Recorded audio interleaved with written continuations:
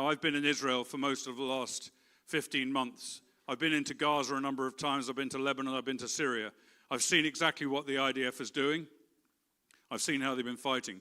I've been in Israel every single war fought since 2008 between Israel and Gaza. So, and I was, as he said also, I was 30 years in the British Army. So I'm not saying all this to boast and show off. I'm saying that because what I'm going to tell you, everything I'm going to tell you over the next 2-3 hours, whatever it is that I'm allowed to speak for, is not based on what I read in a book or what I saw on TikTok. Not that you're allowed TikTok anymore, or any other social media, but I'm gonna base it on my own direct experience of fighting in wars and of observing the IDF and other countries fighting in wars. I've also been to Ukraine a few times since this war began, so I've seen that conflict as well. So what I'm going to tell you now is not kind of university crap. This is what I would consider to be hard fact. People often accuse me of being biased towards Israel. Who would not be, in a war like this, who would not be biased towards Israel? It's like saying, it's like saying, you know, to somebody in 1941, are you biased against Nazi Germany? Yeah, of course you are. So who's not going to be biased towards Israel fighting this extremely just war? Has there been, does anyone tell me if there's been a kind of 7th of October before 2023? Has there been anything like it, a similar kind of attack? Anyone know? Yeah, what do you say? 9/11? Okay, anything in Gaza like this? Yeah. In Gaza. Okay, there has been, and it was 2019. And in 2019, Hamas and the other terrorist groups in Gaza attempted exactly the same thing as they did on the 7th of October, but they attempted it in a different way. And what they did, throughout large portions of time in 2019, they staged border so-called protests, in other words, violent riots, on the border with Gaza, with a view to trying to get in to the exact same places that Hamas got into on the 7th of October. They tried that tactic, it didn't work, they were rebuffed, they had a lot of people killed in the process. And I just want to show you, to prove this point, I want to show you a short video clip of some evidence I gave in which I explained this situation to the United Nations Human Rights Council in Geneva in 2019. Can we have that video, please? The Israeli security forces committed serious violations of human rights and international humanitarian law. These violations clearly warrant criminal investigation and prosecution. We have provided documentation to the High Commissioner's Office. We would urge members of the Council and the international community to ensure that those are brought to the International Criminal Court. Murder and bloodshed is the dominant tactic of the occupying force. It has reported these abuses were war crimes, crimes against humanity. Ongoing barbaric aggression by the Israeli occupation forces against civilian protesters. The document has made clear that they were killed in cold blood. We hail the report from the COI and thank the COI for the efforts deployed. We firmly condemn the aggression at the hands of the Israeli forces. The report of the Commission is testimony to Israel's unlawful behavior and disregard of human rights. The use of power by the Israeli army against the Palestinian demonstrators in Gaza. I give the floor to United Nations Watch. Mr. President, I was a British commander in Northern Ireland, Iraq and Afghanistan, and have extensive experience dealing with rioting crowds whipped up by armed terrorists. I have observed the violent demonstrations on the Gaza border many times from the front lines, unlike you, Mr. Chairman, and your Commission, who have never been there. These are outrageous efforts to break through the fence and slaughter Jewish civilians. Hamas also set out to induce the IDF to kill Gaza civilians, to instigate global condemnation of Israel. The IDF took every possible step to avoid Palestinian casualties, but using live ammunition as a last resort was the only way they could defend their own people. The Commission grotesquely perverts this reality. I accuse this Council of handing a deliberately biased mandate to the Commission intended to defame Israel. I accuse this Commission of misrepresenting Hamas's actions, twisting organised violence into peaceful protest.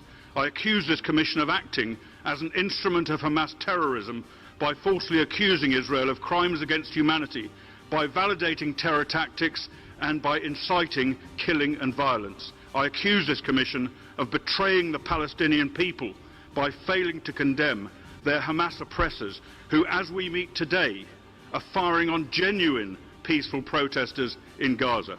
I accuse this Commission of wicked prejudice against the Jewish state and its army in a manner calculated to undermine its ability to defend itself. Greater violence is planned by Hamas in a few days. Violence this Council could restrain by condemning Hamas for its murderous actions and rejecting this outrageous report. I appeal to every member state to repudiate it. If you do not, you will have the blood of Palestinians and Israelis on your hands.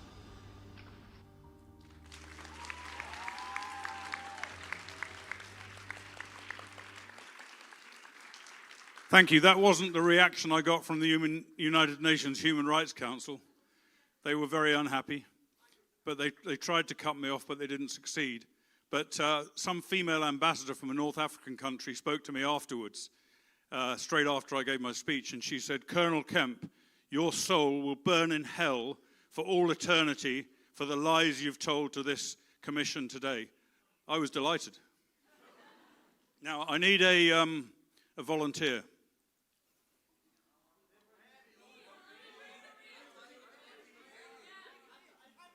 I'm looking for an intelligent one, but it's quite hard. It's quite hard to spot an intelligent person in this audience. You'll do. You don't look very intelligent, but I think you can do this up on the stage.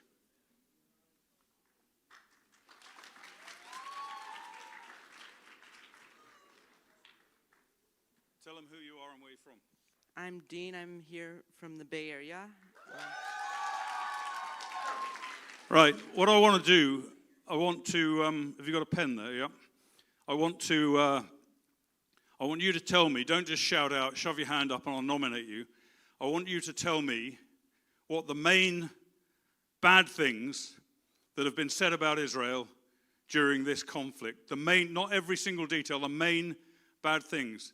And Dean is going to write it down, and then I'm going to go through it and refute every single one of them without hesitation, whatever you tell me. So, yeah, you make a start. Genocide. Maddie. Apartheid state. Occupation, illegal occupation. Killing babies. And let's say babies and innocent civilians. Babies might or not be innocent civilians. I had 2 of my own, and they weren't that innocent. Yeah? Guy with the chin. Human rights violations, what else? War crimes. Ari? What? Harboring Netanyahu. Harboring a war criminal, okay. Where? Concentration camps. Any others? Yeah. Lady here, yes. Starvation, the war crime of starvation.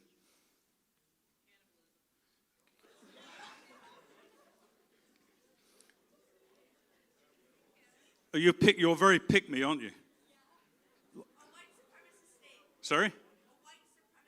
A white supremacist state?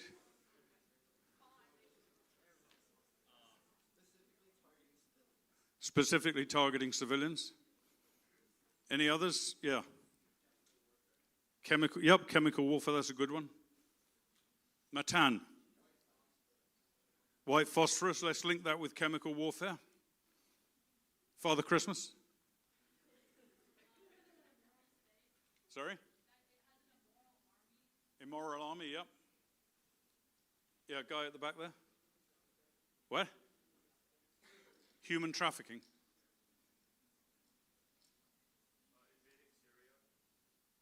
Right, okay, well, that is what happened. Where?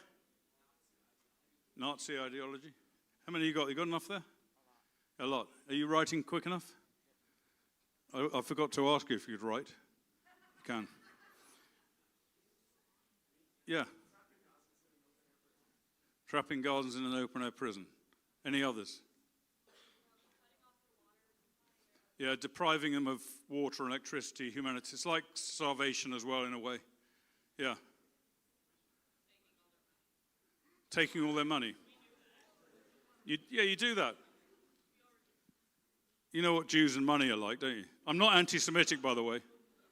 Not knowingly. A friend of mine, before you attack me, a Jewish friend of mine told me the definition of anti-Semite is somebody who hates Jews more than they have to. I don't know what he meant. I didn't say it, yeah. What? Testing weapons, yeah. Yep. Colonization, land theft, colonization. Okay, I think we've probably got enough there, unless anyone's really desperate to shout out something. Valerie, go on. Are you the evil one or the nice one? Okay. What?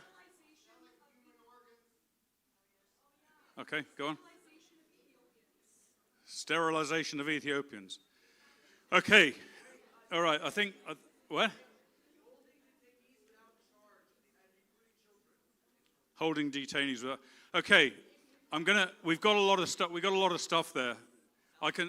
Anything, Californians? Put it down. Okay, I think we've got enough for the time being. We're running, yeah, go on.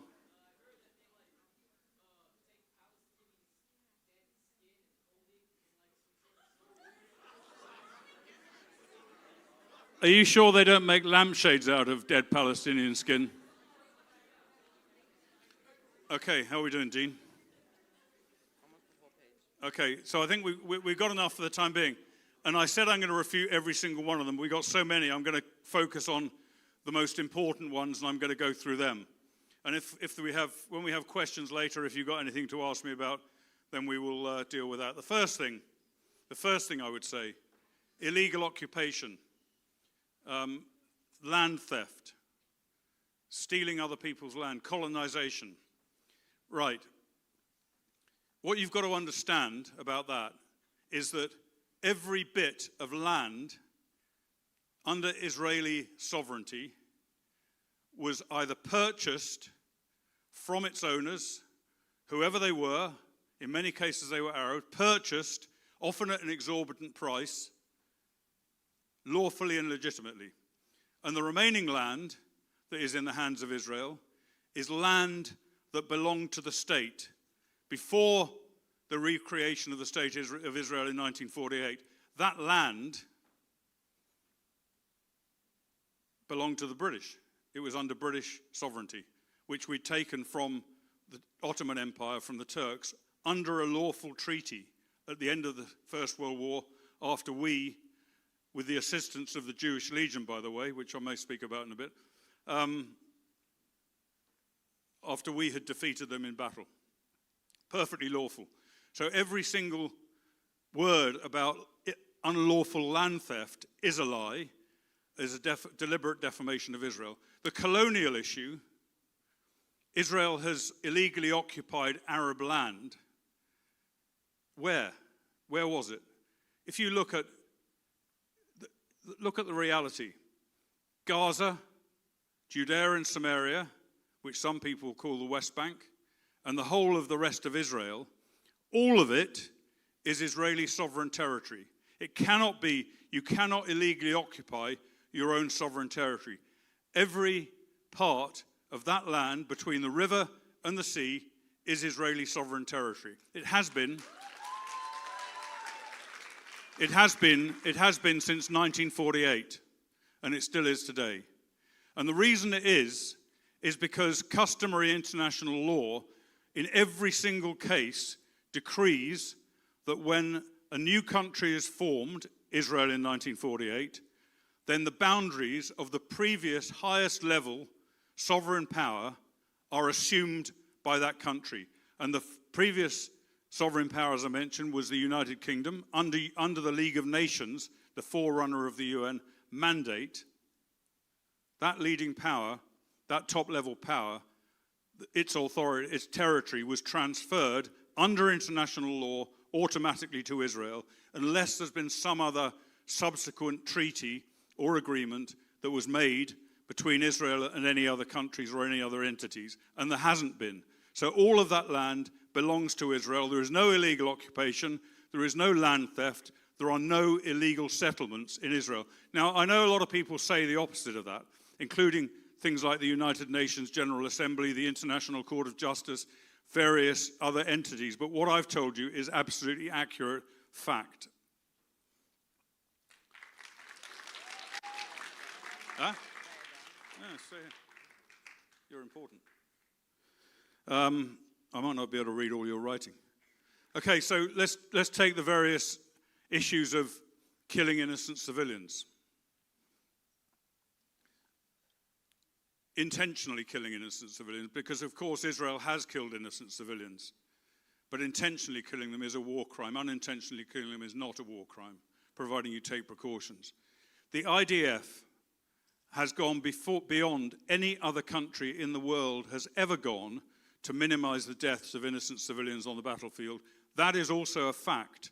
You will not be able to give me any other conflict in the world where an armed force has taken the steps the IDF has taken. That includes millions of text messages, millions of phone calls, millions of voice messages delivered directly to Gazan civilians, telling them to leave a certain area, telling them where to go where they can be safer, and telling them what route to take. The same applies to leaflet drops, which include maps showing these areas. All of this has been done. There's a lot more to it as well. But all of this has taken place. Never before has any army ever done that. Never. And they probably never will.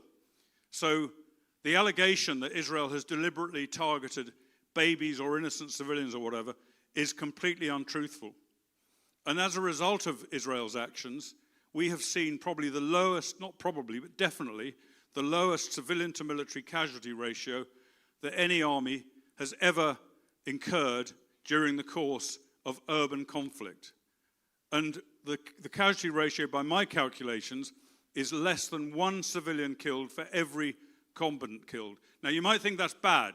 It is bad. Of course it is. The aim of war is to kill combatants, not to kill civilians. But when you've got an enemy that hides behind its civilian population, that fires missiles from the civilian population, that deliberately tries to get Israel, the IDF, to kill Gazan civilians, you can have no other outcome apart from the death of civilians, unless you just say, you've got a choice. You can say, we're going to kill some civilians.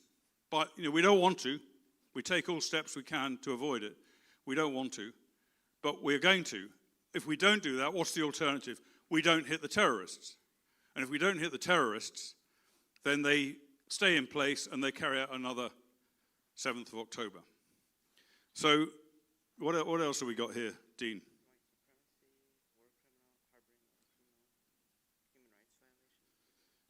Yeah, starvation. Deliberate starvation, which is one of the main charges leveled against Prime Minister Netanyahu and former Defense Minister Gallant at the International Criminal Court, which issued arrest warrants for them. These are lies. There is no evidence to support it. I've told you about how the other main charge against these two leaders of Israel is false because of the steps that the IDF has taken. Starvation. The IDF has opened a series of crossing points from Israel into Gaza, new crossing points, specifically to get humanitarian aid into the country. It has built roads inside Gaza, specifically to move humanitarian aid inside Gaza.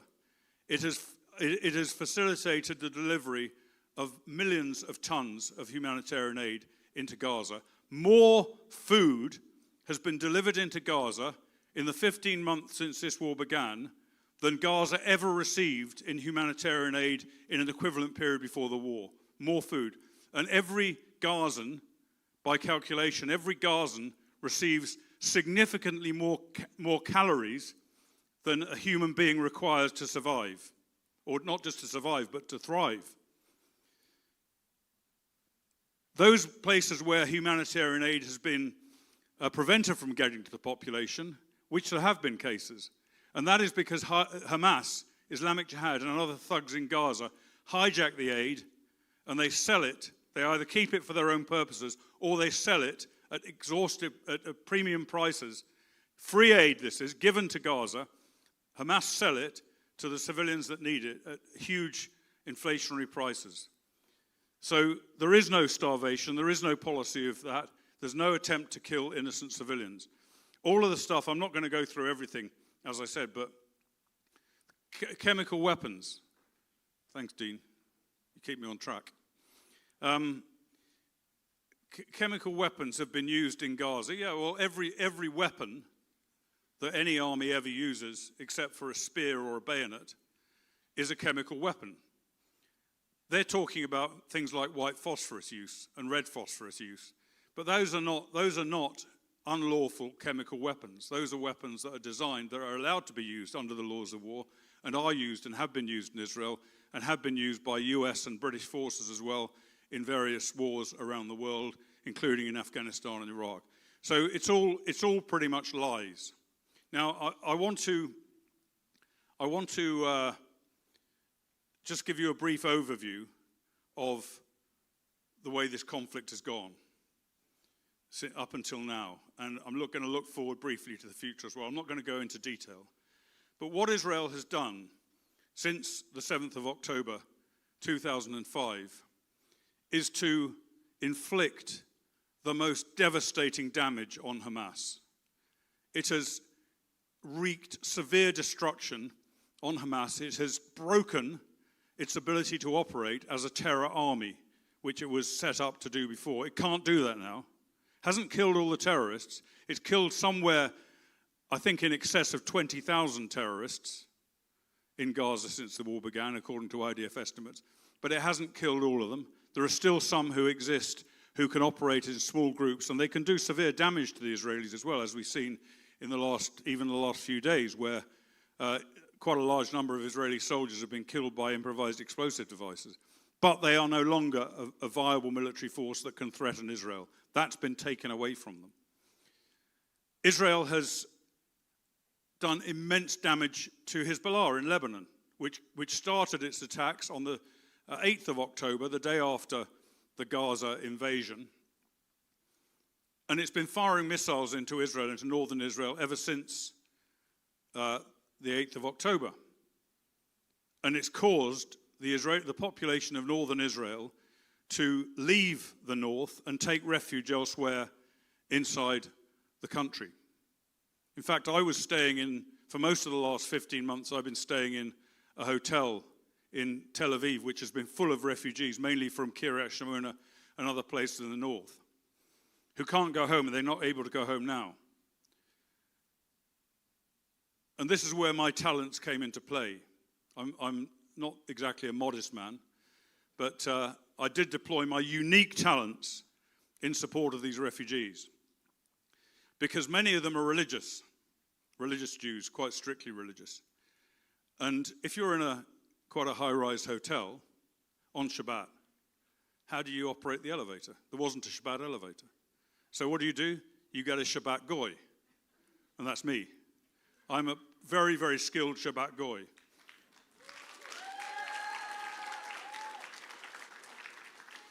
So Hezbollah has been hugely devastated.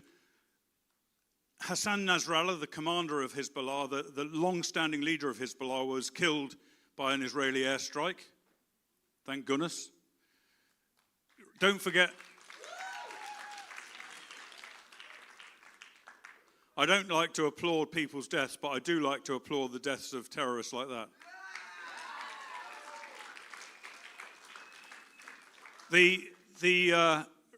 Who of us in this room can forget the beeper attacks, the decapitation of Hezbollah? What a genius operation. Hezbollah has also been hit extensively from the air. Its rocket launch sites, its rocket storage sites. It has been seriously written down to the extent, again, where it can still pose a threat to Israel, but not the kind of level of threat before. Before this, Hezbollah was considered to be the most dangerous and powerful terrorist organization in the world, without exception. Now, what is it? It's basically begging for its own survival.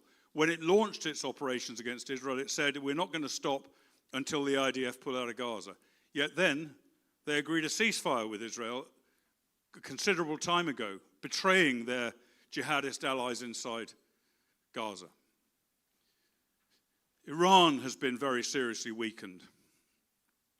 And Iran has been weakened by a number of things. First of all, by failing to do any serious damage to Israel during firing thousands of rockets, ballistic and cruise missiles and drones at Israel. And what do they achieve? Almost nothing. Almost nothing. And Israel's response, that was humiliating for Iran. Thousands of missiles, nothing. Because Israel has fantastic air defense systems. The United States, the United Kingdom, and other Israeli allies also deployed to protect Israel from those attacks. But mainly it was down to Israel's defense systems. Humiliating for a country that considers itself to be the most powerful country in the region. They're not. They're a paper tiger. And Israel responded. First response to the first wave of rocket attacks. By the way, the first wave of rocket attacks occurred on the 14th of April, which happens to be my birthday. So I assumed the Ayatollahs were putting up a bit of a firework display to celebrate my birthday, but it turned out they weren't. The first wave was dealt with relatively moderately by Israel. They did strike an Iranian nuclear site at Isfahan, and they took out some radar. The second wave of attacks, which occurred in October, I think it was, I forget exactly, they did devastating damage to Iran. They almost completely took out Iranian air defense systems, leaving Iran extremely vulnerable and extremely weak. So there's Iran, this superpower of the region, regional superpower. It's nothing. It failed to do any damage to Israel. 5 minutes.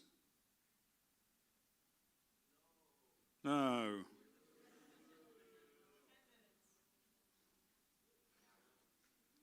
I told you I love the sound of my own voice. It failed to do any severe damage to Israel. It lost two of its major proxies, Hamas and Hezbollah. And the other thing it lost was Syria. Syria was a vital territory for Iran. It was an absolutely fundamental part of its plan to destroy Israel. It's lost it. It's gone. We won't say what it's been taken over by, but basically it's been taken over now as a jihadist state, which itself is a threat. But Iran is nothing now. And why did that happen? It happened because of Israel's military actions against Iran and against its proxies. Iran was not in a position to be able to defend its closest ally, Assad, when he was under threat. So that's essentially an overview of the situation in the Middle East as it stands now. We're now in the hostage deal situation, which I'm just going to talk about very briefly. And the reality of that, it's good and bad. The good thing, obviously, the major good thing is that we get back, hopefully, 33 hostages, and most of whom will be alive tomorrow. The bad thing is Israel releases more than 1,000 Hamas terrorists, which is potentially very dangerous. Very, very bad aspect of it. And the other bad thing is it takes the foot off Hamas's throat by withdrawing some of its forces from Gaza. But Israel has the backing of the United States, as specified by the President, the Defense Secretary, and the National Security Advisor, to return to the fight when it thinks it needs to. So this war in Gaza is not over. Hopefully we'll get these 33 hostages back. Hopefully we might get more back. But ultimately, Israel's going back to the fight. And the one thing I think that this deal now does, which is probably almost as important as getting the hostages back, is it gets a green light from President Trump to do what it needs to do to Iran. President Biden did everything he could to stop that attack from taking place on Iran, assuming it happened. But they've got the green light to do it now.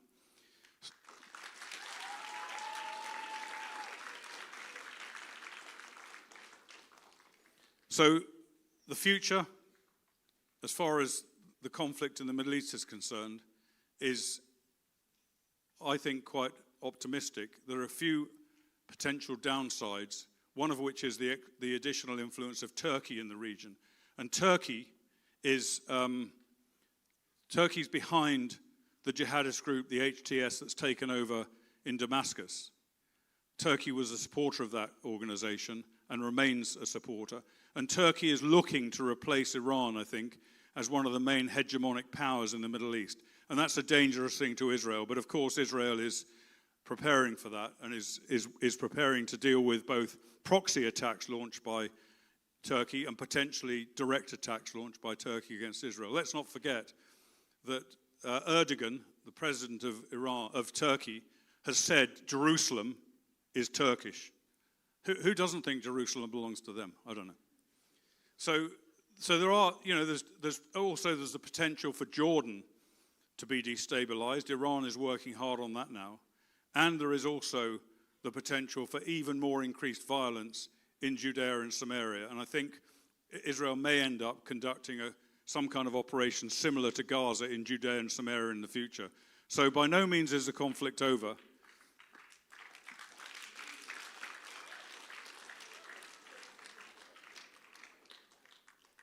All right, I'm going to really finish off because I'm being deprived of my rightful time. And I'm probably not going to give you much time to ask questions, but I'm happy to answer questions in any of the breaks or whatever. But I want to finish off by talking a bit about an organization called Club Z. Z.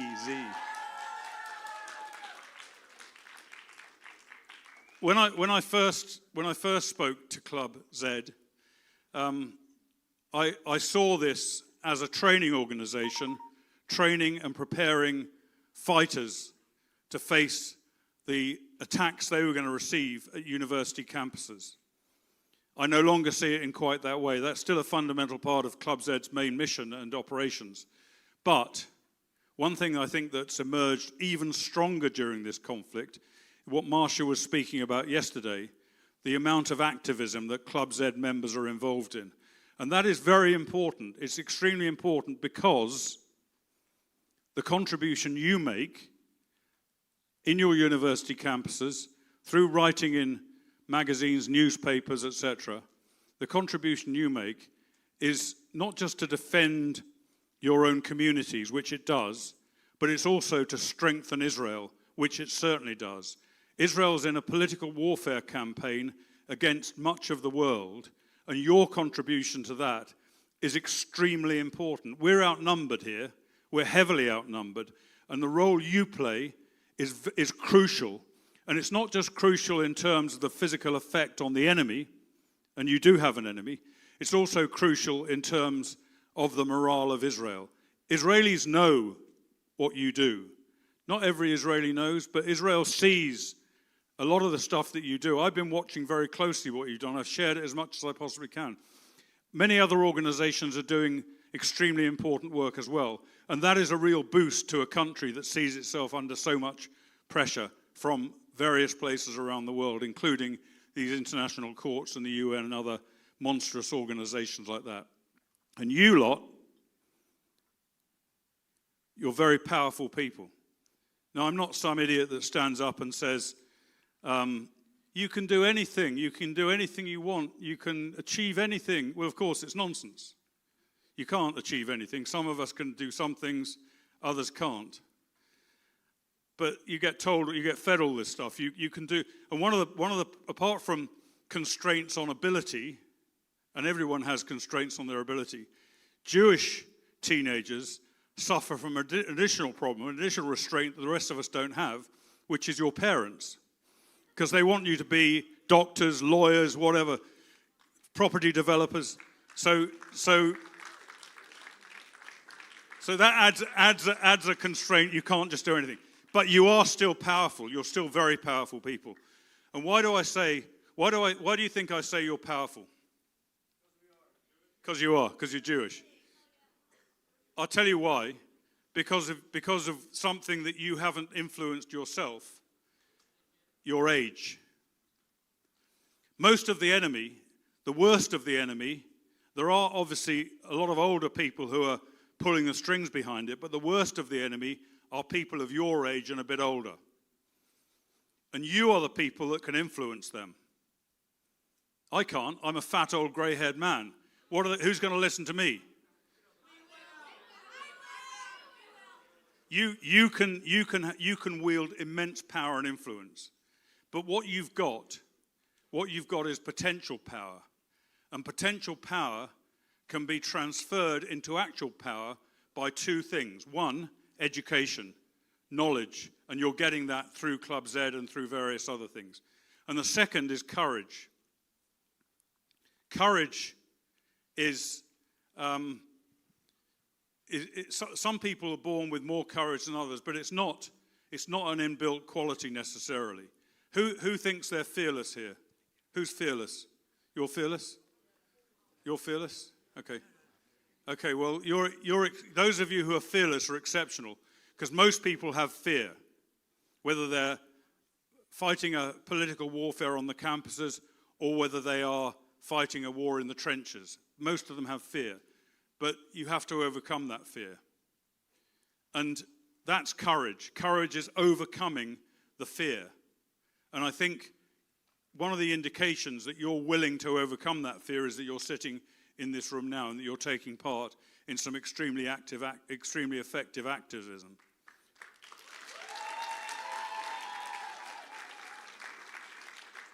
So, thank you. I would. Have you anyone heard of the prophet Isaiah? The prophet Isaiah in your Bible and mine, I think ours came first. The prophet Isaiah, this motto here we are. He didn't say here we are. He said, here I am. He had a vision of God appearing to him. He was in the 8th century BC. God appeared to him and God said, who will go for us? Who shall we send? And Isaiah said, here I am, send me. And Isaiah was he was a fierce supporter of Israel. By the way, God warned him when he said, here I am, send me. He warned him, you will face insults, attacks. You'll face all sorts of horrors. And therefore, if you fear that, don't take the mission. But he did. He took the mission. And he was a person who was, one, he was willing to fight. Two, Isaiah was spent most of his life proselytizing in favor of Israel as it existed then. And he was an extremely optimistic man. He foresaw, when his king asked him if Jerusalem was going to fall to their enemies, he said, no, they're not. So he was optimistic and he was right. So those are the things, those are three of the things, I think, that could be inspirational for Club Z. And therefore, I think we should take the prophet Isaiah, here I am, send me, as being an extremely important message to live our lives by. The almost final thing I'm going to say, and I'm being glared at from the back, but I don't mind, is that it is not a burden to fight for Israel. It's not a burden. It's actually an honor to be fighting for Israel. I'm talking about the kind of fight that you guys are fighting and going to fight. It's an honor to be able to do that, because you'll be able to look back in times to come when you're a fat old man like me with grey hair and bad teeth, although being British, I naturally have bad teeth, you'll be able to look back and tell your children and your grandchildren when they ask you what you did while Israel was under this terrible attack, you'll be able to proudly say that you played your part. You said, "Here I am, send me." So it's all you need to ask. You don't need to ask the question. This is an old Jewish proverb, by the way. Don't ask to have your burden lightened. Ask to have your shoulders broadened.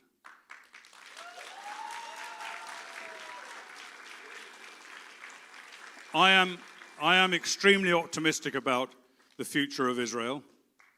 I think it's going to come out of this war far more strongly than it went into it. And the reason I say that, there are four reasons. One, because there have been generations of Israelis, young and old, who have fought, made massive sacrifices on the battlefield to fight for their country and defend their people. And that historically proves has a transformational effect on every country and strengthens every country. Two, Israel knows who it can rely on and who it can't. And knowing that information is extremely important.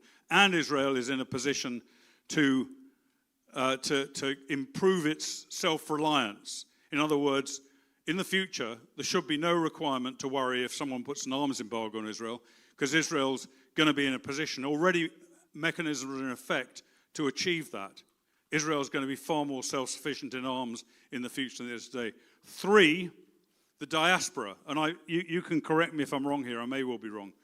The diaspora in the United States, the United Kingdom, other countries have not been as strong for standing up for Israel as in the past.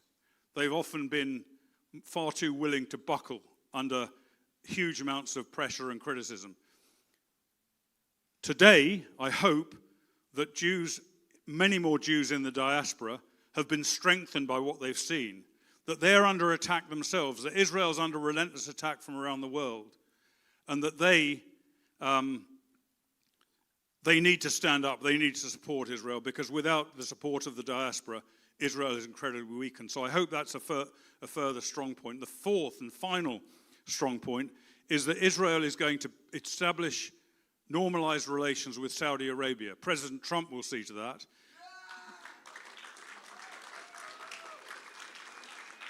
And that will have an absolutely decisive effect. And Israel will become not only an economic powerhouse in the Middle East, but it will also become an absolute pillar of security for many countries in the Middle East who don't have the ability or the courage to stand up against demagogues like Iran and Turkey. And so I think Israel is going to emerge from this much more strongly than it went into it. Thank you very much indeed.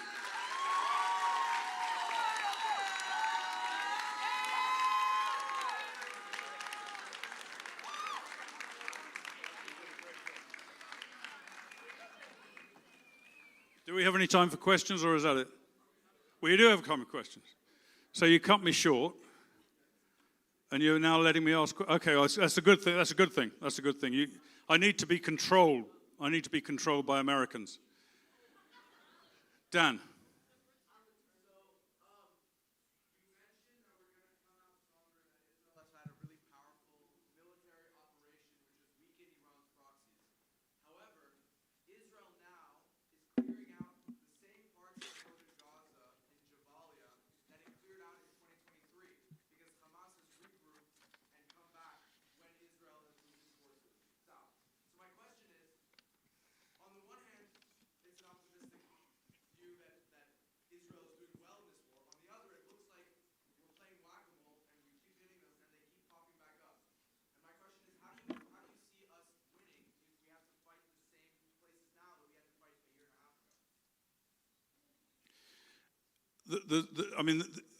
Hamas is not what it was a year and a half ago. Hamas is not a formed terrorist army. They've had about 500 kilometers of their underground tunnel network destroyed.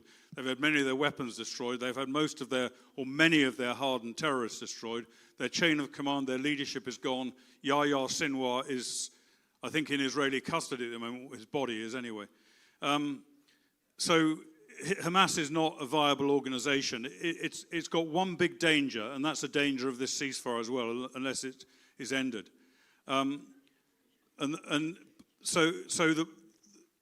the United States and the UK advised Israel, do not do what you're doing. Do not go in, destroy the enemy in a certain area, come out again, and then have to go in again. But the Israelis made the decision, right or wrong, and I think it's probably right, they made the decision they weren't going to put themselves into the same trap as the Americans and the British did in Afghanistan and Iraq, occupy large areas of those countries, build bases to be attacked. So they decided on a strategy of move in, deal with it, come out, do it again if necessary. And I think that's proved relatively successful. We've had vast numbers of terrorists killed. We've had comparatively very few Israeli soldiers killed. But the big danger of it is that Hamas still has control over the civilian population in Gaza. And that needs to be ended. That's got to be stopped. And I believe that Israel will get to the point where they can do that. It might not happen overnight, but it will, I think, once this ceasefire period is finished, it will be able to do that. How effective it is, we don't know. Let's not forget, Hamas takes the rap for everything in Gaza. Hamas is to blame for everything in Gaza, but it's not true. Most of the population in Gaza, even after they know what Hamas brought down on them, still support Hamas, because supporting Hamas is opposing Israel. So you're going to still have a very, very hostile population, as you did at the very beginning. Yeah, William. Okay, you mentioned a lot that you spend a lot of time in Israel. I was just trying to get like a more clarifying, or I just want to know exactly what you did there. Top secret. Oh, okay, thanks. I'll tell you one of the major things that I did. That was to be able to view with my first hand what was going on in Israel, and then travel around the world and brief political leaders in countries around the world, including the United States, the UK, South Africa, and other countries, on the reality from the perspective of a non-Israeli, non-Jew. And that's been one of the major missions that I've had, among other things, which I, to be honest, can't really discuss, unless you promise not to tell anyone except a few close friends. Okay, thank you. Of course. Hello. I was wondering, do you ever deal with any anti-Semitism or anti-Zionism in the UK? And if so, how do you deal with that, or how do you retaliate if you do so? I get a lot of anti-Semitic attacks against me, and I'm not even Jewish. Not against you, just like that you witness. Yeah, I've seen stuff like this. I've seen very limited stuff because I don't really live in a Jewish area. But I do get involved in actions to counter anti-Semitism whenever I possibly can. And that includes the kind of rallies and protests and demonstrations that you have over here. So I get involved in that. But I also do come under personal attack. And when I get attacked for supporting Israel, I enjoy it. I like being attacked for supporting Israel. There are bad people around the world. And one of the greatest compliments you can ever have is to be insulted or attacked by bad people. And the best thing you can do with them is to make them hate you even more than they do now. And that's by taking action against them. Thank you. Thank you.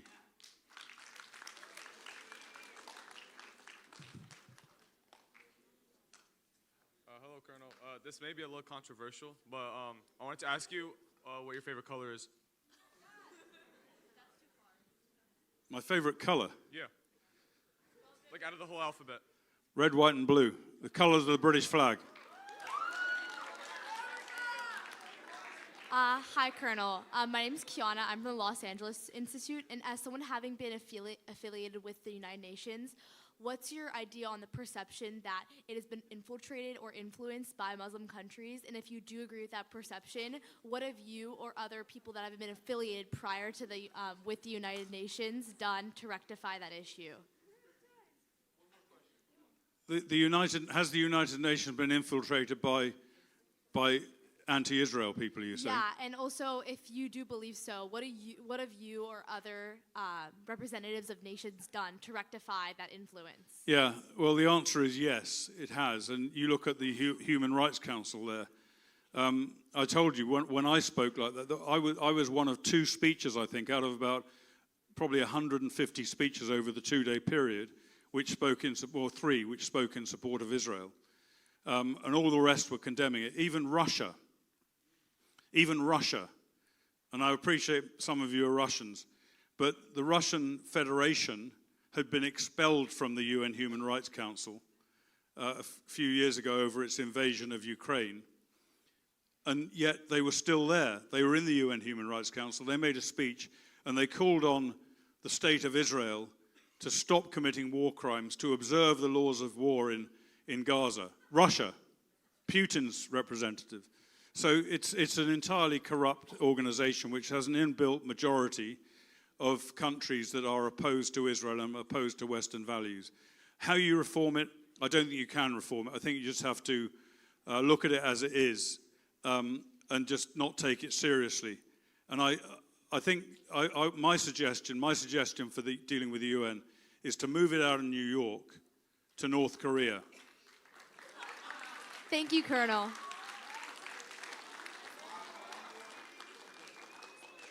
Thank you very much. I've got, before these guys throw me off the stage, bottle of water. I put my contact details up here. The reason I did that is because if any of you can look on my website. I've got a lot of information on there that I publish and also my social media accounts. But if any of you need any advice, any information, any guidance that you think I can give you, then don't hesitate to contact me either by social media or directly on WhatsApp. And I don't care if every person in this room does. I don't care if I have to work night and day. I think you're such an extraordinary group of people who are doing such an incredible job that I'm willing to put whatever time I need to into supporting you and helping strengthen you if I possibly can. So don't hesitate. Thank you.